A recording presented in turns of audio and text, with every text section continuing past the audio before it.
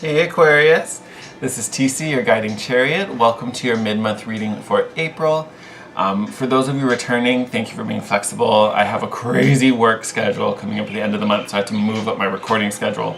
So we're doing a mid-month this week, and then we have the May videos coming out next week. And then I'm just going to be swamped the last week, so it'll be fun for me. Yay. For anyone who's new, welcome. Thank you for checking out this channel.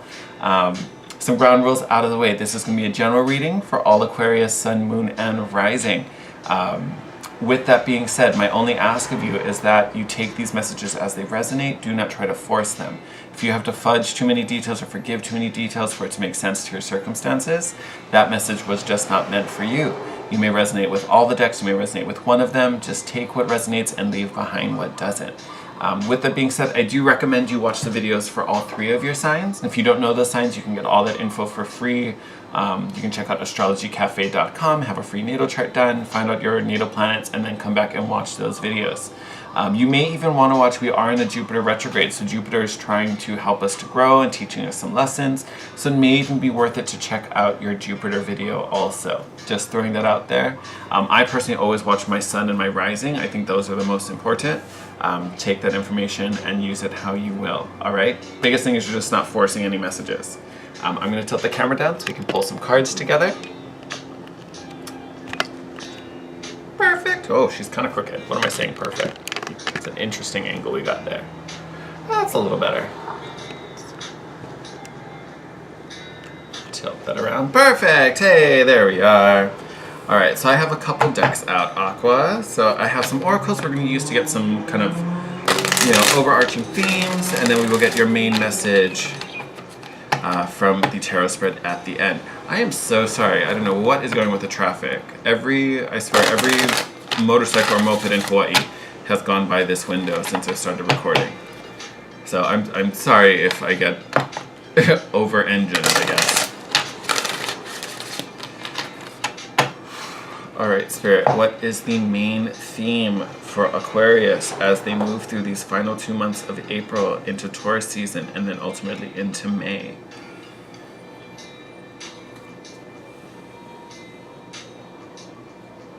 Cool. You know what? I actually want this one. Whoever was on the bottom. Normally I take the one on the top, but I was like, nope. You guys want to be different. Oh, look at that. No wonder you guys. Fortitude. This is a very, very strong card, Aquas. Very, very strong card. You can almost see it's like a totem pole too. Like you have this man here, but he's like on top of the cougar, which has kind of like a falcon. You have like a little mongoose down in the bottom, and you have the wolf up at the top. This is almost like a totem, but I feel you guys, as you move through these last 2 weeks, it's really about strengthening and fortifying.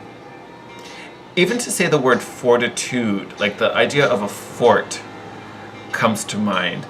My only caution there, it's not about building walls. Like you're not sealing yourself in a fortress, but you want the strength and resolve and the fortitude of it. Not a physical wall. We're not trying to build walls between us. And I say that because you can see in the card, the man in the image is holding, it's a little small, he's holding like a little heart on a string, like you would a pocket watch. But you notice the heart isn't walled off. In fact, it's kind of in the only opening in this entire card. There's a perfect opening where that heart is suspended. So you still want to be open and possibly a little vulnerable, but there is this idea of building strength and building, I want to keep saying the word resolve, but there's definitely an idea of strengthening. This could be physical strength, that you may be coming out of something and now you're just gaining your strength back, recovering, recouping. I feel like this has a lot to do with intention though. That's why I want to keep saying resolve. Like your energy needs to be bolstered almost. Like whatever it is that you've been working on manifesting or dedicating yourself to, like it's that dedication that we're fortifying, that we are sticking to. It's not time to buckle just yet. Like keep holding out, keep holding on to that desire, whatever that heart symbolizes, whatever that dream is. Hang on to it.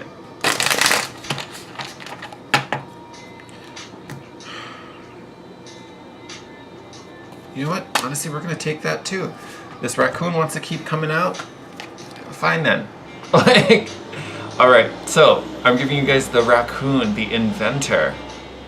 You guys, I don't even know if you need more fortitude. You guys seem strong enough. You guys are out here pulling your own cards. All right, so the inventor. Decide on what you really want. You have the ingenuity to claim it. Were we not just talking about that? Avoid being the trickster and practice integrity. You have many roles and can juggle them well. Yes. You know, even when I read that trickster line about practice integrity, not that you're not going to be, you know, working with integrity, but it was that idea of being the trickster with this idea of not building up walls, like still being open and vulnerable. You can still be effective without being, you know, such a hard ass, if you excuse my French. Sorry, I'm going to move my legs around. And even this idea of the inventor, like I feel like you're still going to be a little crafty, definitely creative as you go through and problem solve as, you know, as the need calls for it. But you don't need to be sneaky about it, nor is it your nature to do so anyway. You know what I mean? Like you guys are very socially conscious and real open. Like that's not something normal to you. But I do see some problem solving going on with this inventor card. And it's really coming along these lines of really focusing is on what it is that we are tying, oh my God. I don't know if that was a slip or what. It might not be. You know, we might be trying to tie something together and attach to something. But whatever it is we're working on manifesting, whatever it is we are bringing together, whatever it is we've been working on, I do get this sense of protection around it too. It's something that's very important to you. Whether this is, you know, a person, if this is work, if this is like a personal development, some type of growth happening, it is something very key to you. And I think that's why you're so protective of it and why we need to up the resolve here with whatever this concerns, whatever this is pertaining to. But I think there is going to be some creative problem solving coming along with it, which is why we need this resolve. I think it's going to take some effort, so you really need to be passionate about it so you can see it through. Because you have what it takes. It may just take some time.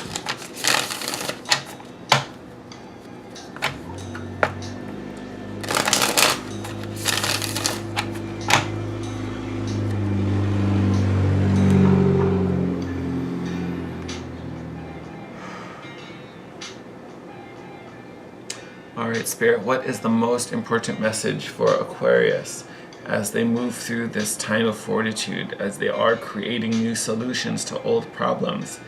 What do they most need to know about the remaining 2 weeks ahead of us?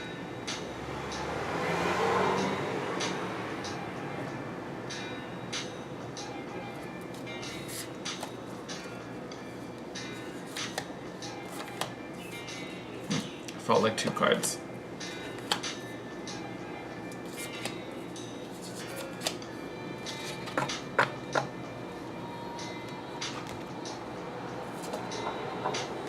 Alright, so starting out strong with the Moon card. So Moon card, secrets, illusions. I feel like for you guys, this is really about a level of illumination. I think you guys are really starting to understand something with this Fortitude card. And this is almost like the beginning waves of this understanding coming, Aquas. So sometimes I'll describe the moon as half-truths. And it's not half-truths in the way that they're lies. You know, you think of moon like actual moonlight. It's really just reflected sunlight. It's the sunlight bouncing off the moon and then coming to Earth. It's kind of like that when you, like, if you're in a dark room and then step outside and you get hit with straight, pure sunlight and it hurts your eyes and it's kind of blinding. think of moonlight as like the softer, like half strength version of that same light. So it's almost kind of like you're getting fed a little bit of information that you can start to absorb and process and click, instead of just getting the full wham bam shabam of it, because that full wham bam might just be a bit much at the moment. So I feel like this is kind of the universe starting to show you these little secrets and starting to give you little bits of information. Not full yet, because here's your full with the Ace of Wands. Sorry, I'm totally holding that out of frame. This Ace of Wands, this is the true desire. This is the thing you've been seeking. I also think this is really being stirred up inside of you. It's almost like you absorb a little bit of this moonlight, these half-truths, and it triggers this beacon inside of you, and this drive and this fire. Like you're just kind of like lit from within with this Ace of Wands popping up. Oh my God, and then it grows. I had that whole story with the moon and the sun. Look at this, now you have the sun card. So this is again the full understanding. You get this little bit to kickstart you and really light this spark, and then you get the full knowledge of what is going on. Love that. Beautiful. And then we have the Six of Swords. This is about moving, moving out of distress, moving into calmer waters, moving to an easier time. You even have the rainbow here.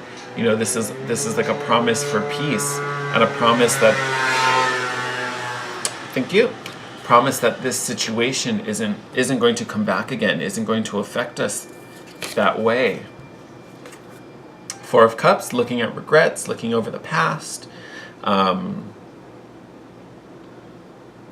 think for most of you, this really isn't going to affect you by much, because again, this is being followed, right after the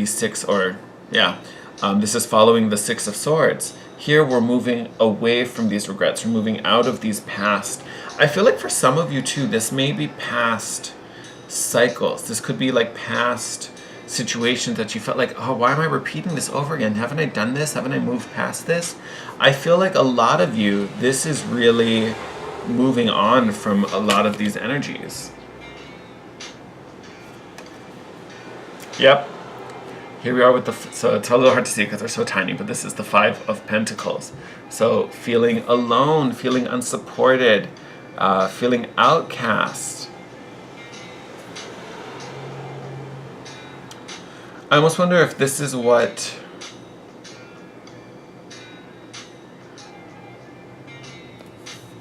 I'm almost positive that this is connected to these regrets. And I think a lot of it is that I think when you get in your head and when you really process things, and I say this for everyone, this isn't just for you, but I think it's always easier to, cling to the negative than it is to the positive. I'm actually reading a book and it talked about that's actually drilled into us. It's actually part of our genetics to behave that way. And you think about the response to pain. Pain is a survival instinct. Pain hurts because it's trying to get you to resist something. If this hurts, I want you to avoid it. So when you touch it, you will feel pain, so you don't touch it again.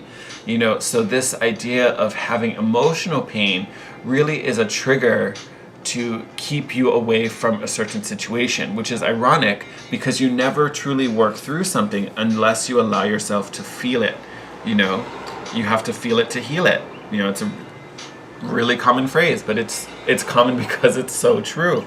This, I really think, is about the feeling it to heal it. These are the things you're feeling that really allow you to move forward from it. And you have all this support coming in that's really helping to shine this really bright, positive light on it. And I think this is where that fortitude comes from. That's where the strength is coming from. So you have a couple different messages, and it could be because so many of you are in different places concerning this journey.